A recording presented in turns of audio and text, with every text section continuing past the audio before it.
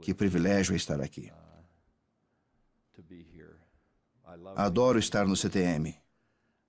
Comentei com esses irmãos agora, há pouco tempo, no jantar, de modo informal, que não existe nenhuma coisa que eu prefira fazer ou lugar onde eu goste de estar do que com os missionários, no serviço missionário, realizando o trabalho missionário e fazendo as coisas com o departamento missionário.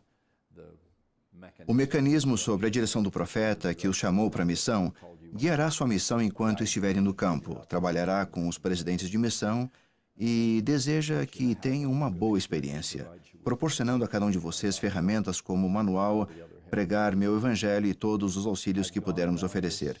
Já percorri o mundo inteiro, acho que disse isso em todas as congregações que visitei e com certeza todos os grupos de missionários, que são muitos depois de tantos anos. Creio que estive em praticamente todos os continentes e em muitas nações desses continentes.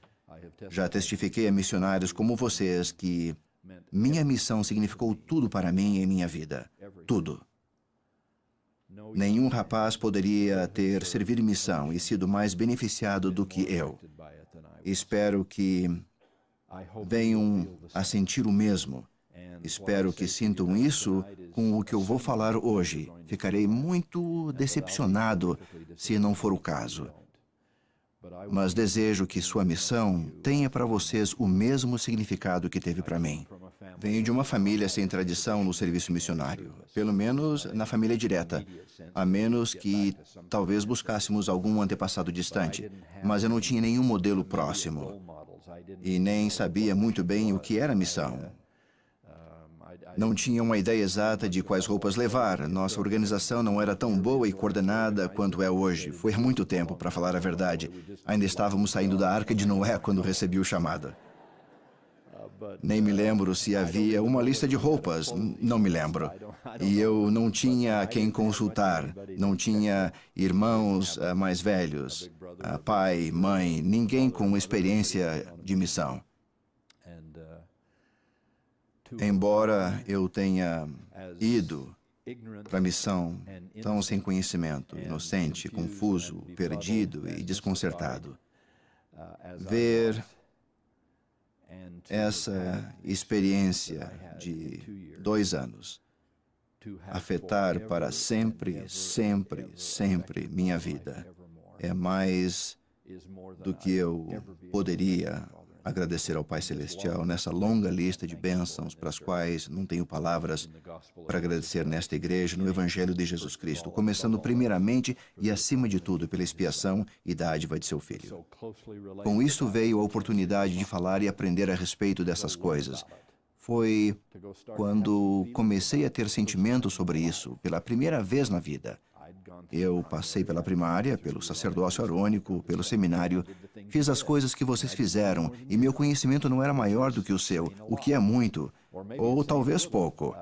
Ao iniciar esse período intenso de minha vida e sentir o que senti e voltar para casa e moldar todos os eventos significativos que vivenciei de lá para cá. Não estou exagerando e testifico disso solenemente. Todas as coisas boas que me aconteceram nos últimos 50 anos, 49, desde a missão, se deve, de uma forma ou de outra, àqueles breves 24 meses. Onde está o elder que fez a oração? Passei 24 anos na boa e velha Inglaterra.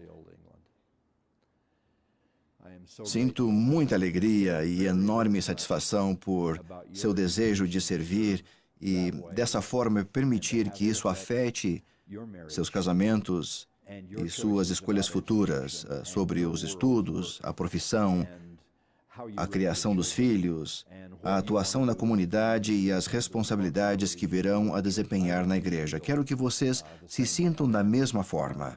Na verdade, vou encerrar o discurso falando disso. Mas obrigado por me fazerem reviver esses maravilhosos momentos que formaram e marcaram a minha vida, quando tantas coisas mudaram e aconteceram, coisas permanentes e que abracei para a eternidade. Sou muito grato. Sou grato pelo programa missionário da igreja e desejo que voltem para casa, sentindo por ele o mesmo que senti e sinto. Gostaria de falar a vocês sobre este período em que vieram para a missão, o progresso efetuado pela igreja, os aperfeiçoamentos no programa missionário, nas normas missionárias e nos materiais missionários e por que vocês têm tanta sorte. Gostaria de salientar em especial que vocês vieram para a missão na era do manual Pregar Meu Evangelho. Já devem estar exaustos de ouvirem isso desde o minuto em que entraram nesse prédio e, por certo, não vão parar de ouvir a respeito no campo missionário. Mas gostaria apenas de falar um pouco por trás da história. Sou grato pela presença do Elder Hinckley e sua irmã Kathleen Hinckley Walker. Afinal, Pregar Meu Evangelho nasceu e se desenvolveu com a contribuição de pensamentos, ideias e sentimentos de muitas pessoas. Mas o início real foi o dia em que o presidente Hinckley discursou para um grupo de futuros presidentes de missão. O presidente Gordon B. Hinckley, pai das duas pessoas que mencionei, disse, na verdade, de modo mais discreto e cuidadoso do que eu, que havia algo errado no programa missionário. Algo não está certo. E o que motivou essa afirmação foi o fato de missionários voltarem para casa e não ficarem ativos na igreja.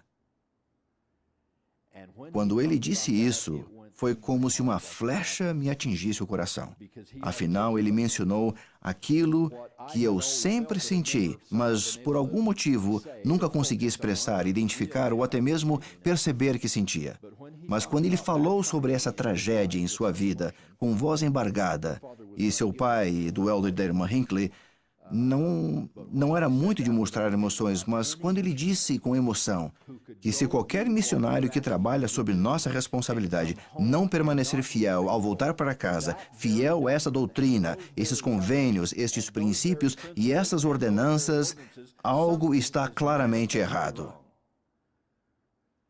Foi o início de um longo projeto que custou muito trabalho e de um departamento maravilhoso, representado aqui na congregação por muitos de seus membros. Foi preciso começar, parar, revisar, conversar e fazer várias tentativas, mas dessa experiência nasceu Pregar Meu Evangelho. O propósito fundamental é enunciado ainda melhor no próprio livro e nas palavras de outras autoridades gerais. Mas, a meu ver, a mensagem de Pregar Meu Evangelho para vocês hoje é a mudança fundamental efetuada de modo de realizarmos a obra missionária. Primeiro, precisamos converter vocês e só depois descobrir como converter os pesquisadores. Durante 100 anos ou mais, íamos diretamente ao pesquisador. Desde o início já dizíamos do que o pesquisador precisa ou precisa ter. E isso continua valendo. Ainda temos de fazer essas perguntas. Ainda temos que saber o que o pesquisador precisa saber, sentir e fazer, a fim de filiar-se à igreja e para que tenhamos uma missão bem-sucedida. Mas estávamos pulando uma fase, estávamos queimando uma etapa, deixando de lado o aspecto para o qual o presidente Hinckley e certamente muitos outros antes dele tinham fixado as bases. Ou seja, o fato de que há algo antes de chegarmos ao pesquisador. É preciso chegar ao missionário. Antes havia palestras memorizadas, mecânicas, lições escritas, que não deixavam de ser excelentes. Foi na época de minha missão, memorizei as lições, decorei minuciosamente cada palavra dessas lições. Elas eram bastante eficazes, talvez mais do que qualquer coisa que fizemos antes. Tínhamos um ponto de partida, reduzimos as palestras a um número razoável, havia uniformidade no ensino, tanto que chamamos um sistema uniforme para ensino do Evangelho. Mas ainda assim não era o bastante, pois de algum modo os casos identificados não eram os únicos, haviam muitos. Vocês devem ter conhecimento de situações, bem como eu, em que as palavras saíam automaticamente e entravam por um ouvido e saíam pelo outro, ou até entravam nos dois ouvidos ao saírem da nossa boca, mas nunca chegavam ao coração. O Evangelho nunca chegava aqui ao coração do missionário. Assim era como se falássemos aos pesquisadores: entrem e ouçam em silêncio, vou dizer o que preparei. Não importa se sua mãe acabou de morrer, se seu filho está usando drogas, não me interessa se você está divorciando, se acabou de bater o carro, sente-se, tem uma mensagem e você vai recebê-la. Bem, de lá para cá aprendemos que isso pode ou não funcionar, e na maioria das vezes não funcionava. Aprendemos que é preciso ir até onde o pesquisador está antes de conseguirmos trazê-lo para onde estamos. É necessário descobrir onde o pesquisador está no que diz respeito à sua vida, sua família, seu casamento, sua infância, sua educação ou seu grau de frustração econômica. Vocês precisam conhecê-los e identificar-se com eles de modo legítimo e só depois podem dizer: venham comigo ao bosque sagrado. E depois, venham comigo ao jardim do Getsemane. E por fim, venham comigo ao Calvário. Estávamos sendo ingênuos ao achar que as pessoas nos seguiriam nessa jornada com ou sem nosso interesse e nossa identificação com o que elas estavam sentindo e vivenciando. O irmão Steve Allen, nosso diretor-presidente que está na congregação, hoje um dos administradores mais brilhantes da igreja, ele fez estudos, muitos deles com pessoas presentes aqui hoje, por muitos anos, e assim tomamos ciência desses fatos horríveis. Chegamos a contratar pessoas para ouvir os missionários. Pagamos uma firma para agir como se fossem pesquisadores, a fim de sabermos a opinião das pessoas sobre o que os missionários estavam fazendo, conseguindo ou deixando de conseguir. E sabem o que a maioria deles disse? A maioria disse: se não estivesse sendo pago para ouvi-los, eu pediria que fossem embora. O que acontece quando não estão recebendo por isso. Com isso em mente, essas pessoas contratadas criaram situações fictícias, agindo como se fossem pesquisadores e inventando histórias. Quando os missionários estavam prestes a começar, elas diziam: hoje não é um bom dia. Fiquei sabendo que meu pai não está bem. Está entre a vida e a morte, ou algo do gênero. O teste era que os missionários fariam nessa situação. Será que estão atentos a isso? Será que ao menos processaram o que foi dito? O que o pesquisador acaba de saber da morte iminente do pai? Ou será que diriam: que bom, olha, irmão Barros, e em seguida começariam a dar a primeira mensagem conforme o programado? Espero que não. Ou então alguém dizia: não seria uma boa hora para conversar.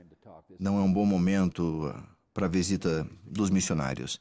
Meu filho foi expulso da escola. Ele tem 15 anos. Não sei o que fazer com ele. Sou mãe solteira. Não sei o que fazer com esse menino. Simplesmente não é a hora de ouvir os missionários. Será que não era uma boa hora para os missionários? Com certeza seria uma boa hora, assim como a situação anterior poderia ser uma boa hora. Qualquer situação pode ser uma boa ocasião para os missionários, caso tenham ouvidos para ouvir e olhos para ver. Mas essa é a parte que por muito tempo parecia estar faltando. É o elo perdido que o presidente Hinckley identificou e pediu ao Conselho Missionário e ao Departamento Missionário que começassem a abordar e tentassem aperfeiçoar. Assim nasceu Pregar Meu Evangelho. Foi assim que iniciou, que estou repetindo por questões de ênfase, elders e sisters. Sentimos que se pudéssemos chegar a seu coração, se vocês conseguissem ouvir as pessoas com o coração, conseguissem enxergá-las não com meros batismos futuros ou apenas números na prestação de contas de domingo à noite, se vocês conseguissem vê-las como filhos de Deus, com vida real, necessidades reais, sonhos reais e tristezas reais, e as ouvissem, orassem e fossem guiados pelo Espírito para saber o que dizer, se estudassem com afinco para conhecer o Evangelho e saberem o que dizer, veríamos a obra missionária começar a ser, e certamente na vida do missionário, veríamos a obra missionária ser o que Deus sempre quis que fosse. Vou contar uma linda e maravilhosa história. Vou resumi-la em 30 segundos ao longo do relato de Wallace Toronto. que fez missão na Tchecoslováquia, ou no que for a Tchecoslováquia, no período entre guerras, após a Primeira Guerra Mundial e a ascensão de Hitler na Segunda Guerra Mundial. Ele e seu companheiro bateram numa porta. Ela abriu um pouco e uma mulher olhou quem era e em seguida fechou a porta violentamente. Apesar dos pés hábeis e do coração alerta, eles não conseguiram entrar, mas se recusaram a ir embora. A propósito, sejam um pouco mais persistentes, mas não deixem de ser corteses e atenciosos. Não sejam insensíveis. A irmã Holland tem uma vendedora de Avon mais persistente do que vocês. Ela vai todas as semanas, apesar de apenas vender rímel, viram? Veja um pouco persistente, não desanime com respostas negativas. Quantas vezes o Salvador precisou ir aos nefitas? Quantas vezes ele foi ao templo em abundância para anunciar quem era e o que faria na ocasião em que apareceria para eles? Ele precisou fazer o anúncio 3 vezes. Talvez seja preciso voltar a determinada porta, talvez seja importante retornar contatos com certos pesquisadores. Talvez seja preciso achar outra maneira de voltar a esse coração.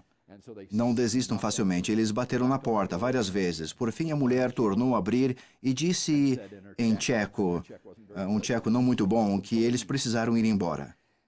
E eles perguntaram: o que fizemos? Somos inocentes, somos apenas visitantes aqui. Viemos dar uma mensagem, viemos de boa vontade. O que fizemos de errado? Ela disse: vocês são ministros, não são?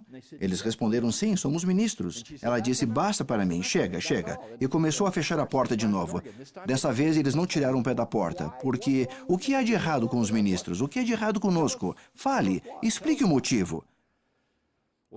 Algo tocou o coração dela e tenho certeza de que foi o Espírito do Senhor e, em parte, também a persistência desses missionários. Ela começou a contar uma longa história. Resumindo, ela disse: ela teve uma filha que depois morreu. Não sei onde estava o pai. Acho que havia um pai, mas talvez tivesse morrido na guerra. Não sei. Em todo caso, o pai não estava presente no lar. Com cerca de 3 anos de idade, a filhinha faleceu. A mãe ficou totalmente arrasada e desesperada. Se foi no contexto da guerra, não sei. Ela foi até o ministro local em busca de ajuda. Pediu por consolo, pediu por conselhos. Tudo aquilo que se pode perguntar a um ministro quando tem momentos de luto, dor e tragédia na vida. E vejamos o que o ministro respondeu, pelo menos segundo o relato dos missionários, cuja exatidão não posso garantir. Parece um pouco ríspido, mas é assim que foi contado por eles, com base no relato dela. O ministro virou-se para ela e disse: não tenho nada a dizer. Aquela menininha está no inferno e você também vai para lá um dia, pois não a batizou e há tempos não põe os pés nesta igreja. Mas agora, na hora do desespero, vem correndo para cá. Está esperando o quê? E virou as costas. Nem sequer consigo imaginar isso, mas esse foi o relato. Foi uma resposta tão dura e direta, ou ao menos tão errada, que ela prometeu a si mesma 2 coisas ao ir embora. Nunca mais põe os pés naquela igreja. E nunca mais dirijo a palavra ao ministro. Em hora de aperto ou de festa, em hora de alegria ou tristeza, nunca falarei com o ministro de novo. Foi por isso que ela perguntou: vocês são ministros? Quando responderam afirmativamente, ela bateu a porta. O que vocês fariam, elders, sisters? O que fariam? Se fosse como o Elder Holland era na missão, estarão com as 6 palestras na ponta da língua e na ordem exata de apresentação e terão de dar a primeira antes da segunda e a segunda antes da terceira. E seu companheiro está pronto para a parte dele, pois os novatos só conhecem sua própria parte e assim por diante. O que fariam? Vou dizer o que Wallace Toronto fez em 1928, bem antes de meu tempo como missionário ou seu. Ele perguntou a ela, em seu tcheco bem quebrado: gostaria de saber onde está sua filha? Anos depois, essa mulher contou pela primeira vez na vida: senti o Espírito do Senhor. E ela abriu a porta, mas sem os deixar entrar. Ainda estavam conversando na porta, missionários persistentes. Ela abriu um pouco mais a porta e disse: eu daria qualquer coisa para saber onde está minha filha. E o Wallace Toronto, que ainda estava aprendendo tcheco a duras penas aos 21 anos de idade, abriu o livro de Mormon e, junto à porta, leu para ela, no melhor tcheco que conseguiu, o capítulo 8 de Moroni. A notável carta de Mormon a seu filho sobre o abominável batismo de criancinhas e porque elas são salvas pela graça de Deus e a expiação de Cristo em sua inocência e levadas ao reino dos céus pela misericórdia e majestade da expiação do Senhor Jesus Cristo.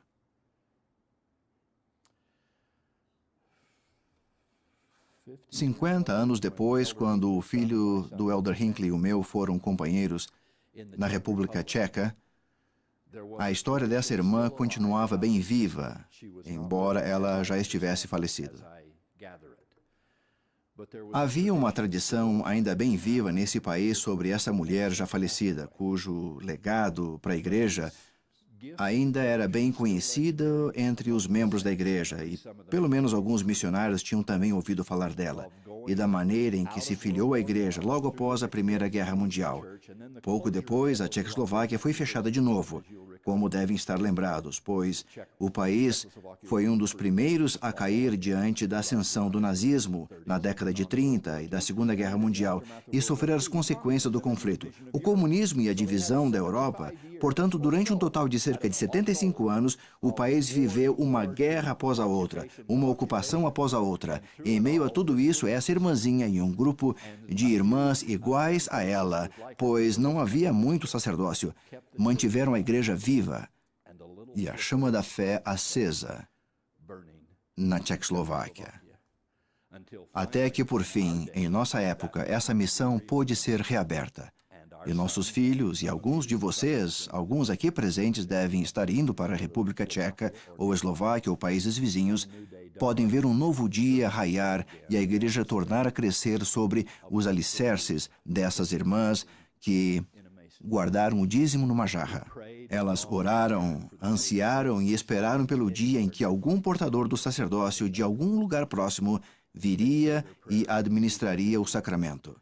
Elas continuaram a orar, a cumprir seus deveres e fazer o melhor possível, mesmo em circunstâncias difíceis, com a falta da liberdade religiosa. Não sei quem foi essa irmã, não sei seu nome, não sei quanto da história é real e quanto é lenda, e não sei como será vista nos próximos 40, 50 ou 60 anos. Mas sei que essas histórias são repetidas no mundo inteiro, elevando a força de um missionário que sabia o que estava em Moroni 8. Deve ser por isso que chegou ao coração dos missionários. Essa é a etapa que estava faltando antes. Honestamente, era um salto que não convinha dar, pois oferecíamos informações pré-fabricadas a serem imediatamente repassadas aos pesquisadores. E nem sempre conhecemos as necessidades dos pesquisadores. Pelo menos na sede da igreja não conhecemos. Vocês vão conhecer, mas não conhecemos. Assim, pregar meu evangelho é uma tentativa de levar o evangelho de Jesus Cristo à sua vida. E jamais voltem da missão. E se esqueçam daquilo que vocês realmente ensinaram. Como poderiam voltar e olhar um pesquisador nos olhos? Como poderiam voltar e olhar um companheiro nos olhos? Como poderiam olhar um membro, líder do sacerdócio, professor da primária, recém-converso ou alguém que luta a fim de permanecer firme no Evangelho? Como podem ir e fazer isso e dizer que acreditam e achar que são missionários do Senhor Jesus Cristo? Que são testemunhas, chamados a servir, chamados a servir. Cantei esse hino 10.000 vezes. E vocês são chamados. E eu digo, e daí? Quando? Por muito tempo. E a que preço? Vou voltar a esse ponto antes de terminar. Mas para mim, essa é a lição que quero que aprendam acima de tudo, de toda a instrução que vão receber aqui no CTM e no campo missionário. Esse é o ponto fundamental que desejo que levem ao campo, do CTM para o trabalho. Vocês precisam se converter antes de terem qualquer esperança de conversão de pesquisadores. Tudo começa em seu coração. Vocês devem se importar o bastante para aprender o Evangelho e seguir o Espírito e estar preparados para ir até onde está o pesquisador. Achar o pesquisador aqui e ir até ele, e achar esse outro lá e chegar até ele. E façam esse trabalho como faziam os antigos. Essa é a verdadeira obra missionária de Pedro, Tiago, João, de Alma, Moleque, de Isaías, Jeremias, Ezequiel e Daniel. Era assim que os antigos faziam. E creio de todo o coração que nestes últimos dias, nesta que é a maior de todas as dispensações, estamos mais perto de proceder como os antigos. E oro para que vocês tenham êxito. Há 3 coisas, na verdade várias coisas, que aprendemos que os missionários não fazem muito bem. Como um todo, os missionários se saem miraculosa e maravilhosamente bem. É uma das maravilhas do mundo pedirmos que façam o que fazem e vermos vocês saírem-se tão bem. Mas ao tentarmos ensinar e salientar alguns pontos, permito-me abordar hoje 3 coisas que eu gostaria que vocês observassem nas próximas semanas e meses, tentando aplicá-las e tirar o máximo proveito delas enquanto estiverem aqui e no campo missionário. A primeira é aprendemos que os missionários não estudam muito bem. Isso não quer dizer que vocês não leem as páginas designadas, não quer dizer que talvez não sejam muitos leais. Espero que sejam leais às regras e diretrizes da missão e ao manual Pregar Meu Evangelho, que estipulem um período de estudo, tanto individual quanto com o companheiro. Mas nesta nova era, elders e sisters, o estudo assume um novo significado, uma importância, uma missão e uma mensagem certamente maiores do que em minha época de missionário. Vocês precisam ser missionários infinitamente melhores do que fomos eu e meus companheiros, e do que foram as pessoas da igreja nas décadas passadas.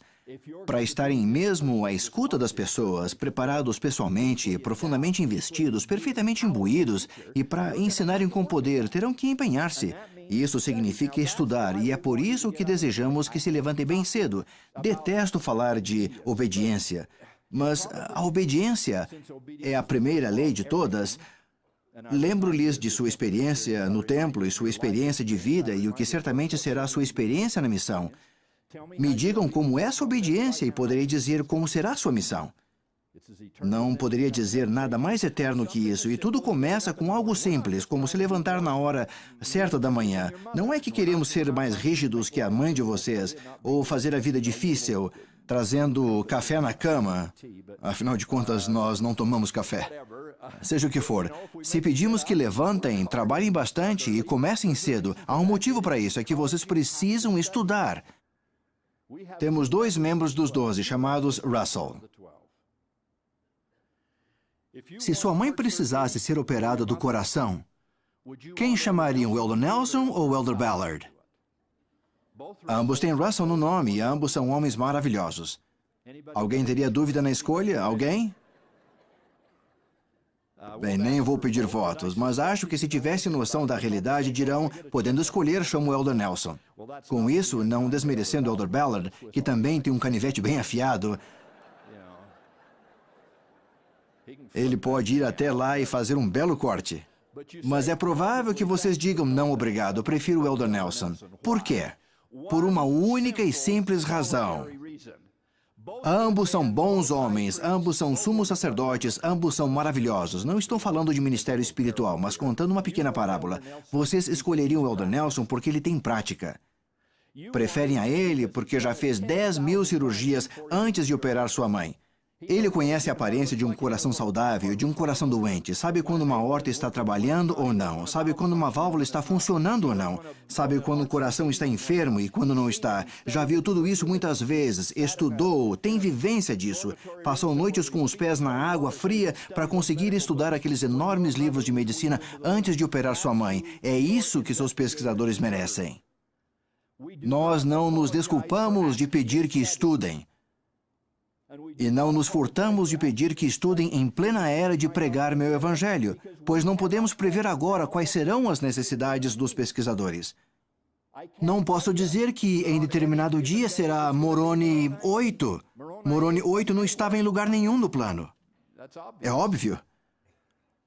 Vocês precisarão ter esse conhecimento, aplicá-lo e levá-lo no coração. Nada substitui isso. E vocês terão de fazer o estudo com o companheiro. A propósito, quando são desobedientes, quando desperdiçam a manhã e são indisciplinados, a primeira coisa que perderão é o estudo com o companheiro. Confia em mim, sei do que estou falando. Conheço vocês, conheço a missão, conheço os missionários.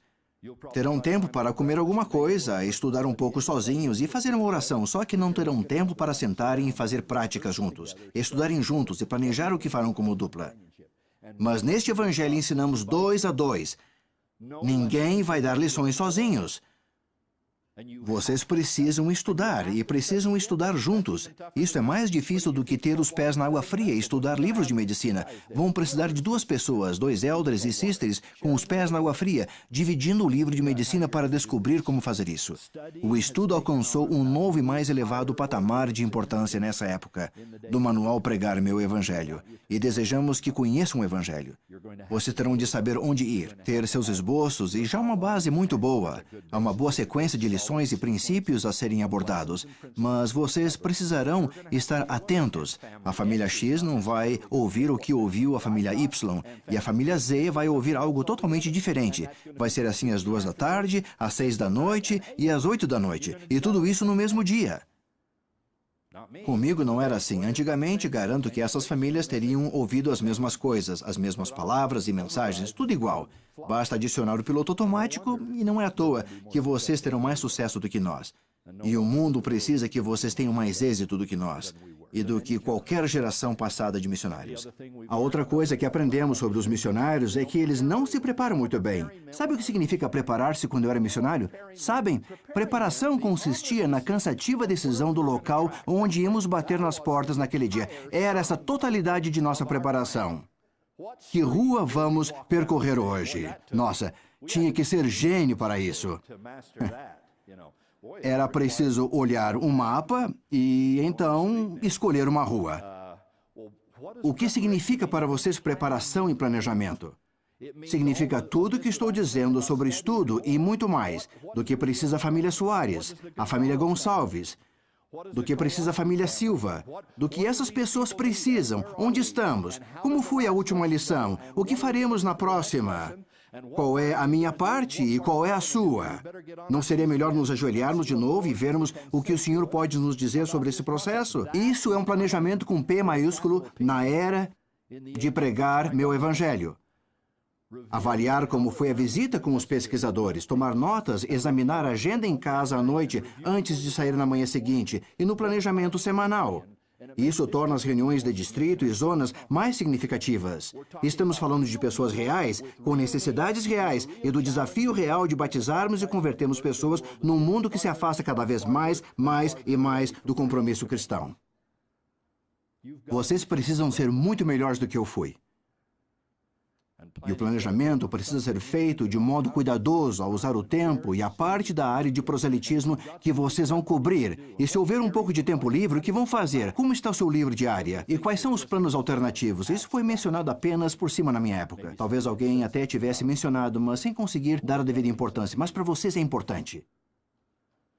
A última coisa e a mais séria que descobrimos que os missionários não fazem muito bem é ensinar para gerar compromissos. Vocês não tiveram muita experiência prévia de ensino. Não proporcionamos muita experiência. Vocês não ensinaram muito na igreja antes dos 19 anos. Talvez tenham ensinado um pouco. Talvez tenham recebido alguma designação na primária, substituído alguém na classe do sacerdócio ou algo parecido, mas não muito. E agora, da noite para o dia, esperamos que vocês se tornem grandes professores da mensagem mais importante que as pessoas ouvirão em toda a vida. Estamos elaborando no Departamento Missionário e no Conselho Executivo Missionário neste ano e desde o ano passado, novos programas que já existirão em sua missão quando chegarem lá nos CTMs até no meio deste ano. Quando seu irmão e sua irmã chegarem no CTM, vamos tentar ajudá-los a ser melhores professores, e não só melhores alunos. Vai ser preciso bastante estudo, vai ser preciso um bom planejamento, mas afinal de contas, quando estiverem frente a frente com os pesquisadores na casa deles, vocês terão de enfrentar a situação. Precisarão dar conta do recado, e eles precisarão sentir e aprender a ponto de sentirem o desejo de assumir o compromisso de entrar para a igreja e honrar os convênios que farão com Deus, desde os mais básicos até os do templo e da vida eterna. Que milagre é ver isso acontecer. Que milagre absoluto é isso poder acontecer. E nada disso é possível sem esse novo missionário que vive pelo Espírito, roga ao Senhor e faz tudo ao seu alcance. Ele não mede esforços para estudar, preparar-se e ensinar com técnica, poder e autoridade. Poder e autoridade são palavras sempre usadas no livro de Mórmon. Eles ensinam com poder e autoridade. É raro ensinarmos, seja com poder ou autoridade. Não agimos como possuidores de autoridade, mal ousamos demonstrar entusiasmo suficiente para sugerir que temos poder. E aí então não sabemos por que o Mar Vermelho não se abre ou por que não convertemos milhares como fez Amon. Podemos melhorar nisso, podemos nos sair melhor e crescer nessa direção. Para isso precisamos de um tipo de missionário magistral, moderno do século XXI, à altura da última e maior de todas as dispensações. Amo-os por terem aceitado o chamado. Amo-os por acreditarem e saberem que podem cumpri-lo por tratar-se da obra de Deus. O Espírito do Senhor é o ingrediente primordial, essencial e supremo. É por isso que o exemplo da medicina não é muito boa, pois podemos ser excelentes cirurgiões já no primeiro dia no campo missionário. Basta terem consigo o Espírito do Senhor e colocarem todo o coração na obra. Desde o primeiro dia em diante, seja um tipo de missionário que devem ser, o que inclui um esforço honesto para estudar, planejar, ensinar com entusiasmo, convicção e total honestidade. Para isso, não é preciso de diplomas ou certificados recebidos nas universidades locais. O próprio Espírito do Senhor derramará tal dom sobre a sua cabeça e revestirá seus ombros com esse manto de autoridade desde o primeiro dia, no primeiro dia. Sejam honestos conforme lhe pedimos, numa época em que vocês precisarão ser os melhores missionários que essa igreja já teve.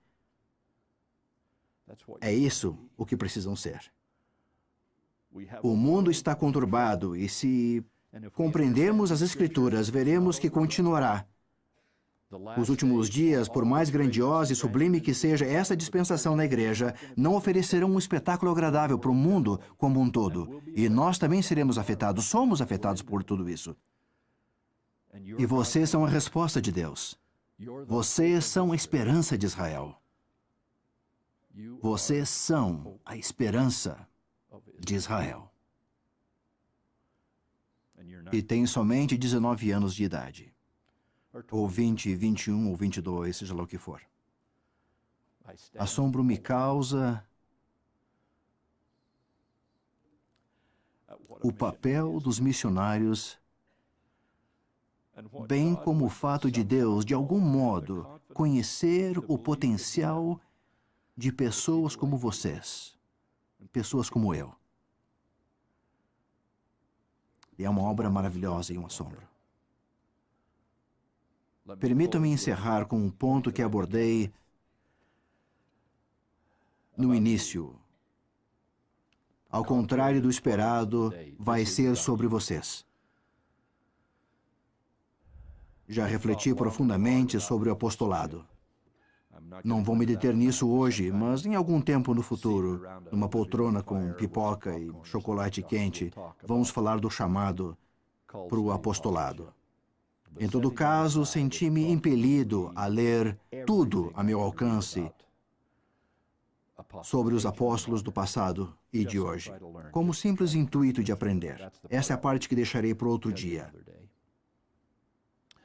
Nesse estudo, fui atraído repetidamente a Pedro, o apóstolo presidente naquela época e ainda hoje, o apóstolo que trouxe o sacerdócio de Melquisedeque e as chaves apostólicas de volta à terra nessa dispensação. Pedro tem um papel primordial no apostolado e no trabalho do sacerdócio de Melquisedeque neste mundo. Mas ao fim da vida e do ministério mortais do Salvador e sua partida, Pedro sentiu-se desamparado, como talvez a maioria de vocês agora. E caso não se sintam assim no momento, esperem para ver as primeiras 24 horas no campo missionário e depois me liguem. Aí saberão do que falo. Ainda assim, Pedro sabia que estava no comando, sabia que era o presidente da igreja e, por assim dizer, a despeito de quem tivesse sido o apóstolo sênior. Mas agora Jesus se fora. fora crucificado. A tumba estava vazia. Ele e João tinham corrido até a tumba e a encontraram vazia. E esse turbilhão de experiências abateu-se sobre eles. Em questão de horas, no máximo dias, eles disseram, o que vamos fazer agora? Não sei se alguém fez essa pergunta, afinal, eles não tinham total conhecimento, com no máximo de 36 meses na igreja. Não é? Já imaginaram escolher para o quórum dos 12 pesquisadores que nem sequer foram à igreja ainda, ou recém-conversos que estão na igreja há no máximo 36 meses? Temos de dar um desconto e ser compreensivos com eles, pois já estavam fazendo até demais. Eles não compreendiam tudo. Ele continuou a avisar que partiria. Continuou com as parábolas a falar de pessoas que destruiriam o templo em 3 dias e ele o levantaria. Eles não compreendiam as palavras dele, muito menos que os fariseus. Todos achavam que se referia ao próprio templo e acharam que ele poderia reconstruir o templo. Simplesmente não compreendiam. E ele continuou tentando ser doce, manso e profético, mas eles eram jovens, inexperientes. Ele sempre dizia, quando te converteres, confirma teus irmãos. E depois do ocorrido, as pessoas se voltaram para os 12, agora 11, e perguntaram a Pedro, o que devemos fazer? O que foi que ele deve ter respondido? Foram meses excelentes. Foram 36 meses maravilhosos. Esses últimos tempos foram ótimos. Tudo foi esplêndido. Vimos grandes ensinamentos, testemunhamos milagres maravilhosos, presenciamos curas, estávamos no Sermão da Montanha. Nós o vimos andar sobre a água. Talvez Pedro não se atrevesse a dizer tudo o que estava na mente em todos os momentos, mas as lembranças estavam na mente. E por ter dito isso, não foi grandioso? Não foi maravilhoso? Vamos pescar. Ele não sabia o que fazer. Acabou. Ele partiu. Talvez eles também acreditassem até certo ponto na missão política do Messias. Talvez por terem sido antes bons judeus ortodoxos e até continuarem sendo um pouco, talvez tenham pensado, tudo o que achávamos da missão do Messias talvez signifique outra coisa. Então vamos pescar. Vamos fazer o que sabemos fazer. Era isso que fazíamos quando ele veio até nós, então vamos. E assim foram. Voltaram para Galileia e foram pescar. E supunham que a vida continuaria. Mas algo aconteceu. Foi numa manhã bem cedo, eles tinham pescado a noite toda, mas sem sucesso. No Mar da Galileia se pesca à noite. Não conseguiram absolutamente nada, nada, nenhum peixe. Então, ao longe, no lago, a visão é bastante nítida e o som se propaga muito bem pela superfície da água. Eles viram uma figura, que fizeram uma fogueira e acenava para eles e perguntava como foi a pesca. Eles disseram, foi um fracasso, terrível. Vocês também vão passar por dias assim. Então eles relataram que foi péssimo. Não tinham conseguido nada. Então ele recomendou, lance as redes no lado direito do barco. Tenho certeza que alguns deles perguntaram, quem ele acha que é? Quem é esse que aparece tentando nos ensinar depois de passarmos a noite inteira tentando? Após tanto trabalho, vem ele, no conforto da terra firme, querendo nos ensinar o que fazer aqui no barco. Não sei se eles disseram isso mesmo, mas aposto que alguém fez. Eles devem ter obedecido com certa relutância por desespero, pois precisavam de alimento agora que tinham voltado à antiga atividade. Já que tinham que pescar, lá foram eles, lançaram as redes no lado direito do barco e nem conseguiram trazê-las de volta, pois afundariam o barco. Um dos milagres foi que as redes não se rasgaram, mesmo com tantos peixes. Eles não conseguiram pôr os peixes no barco. E João disse, é ele.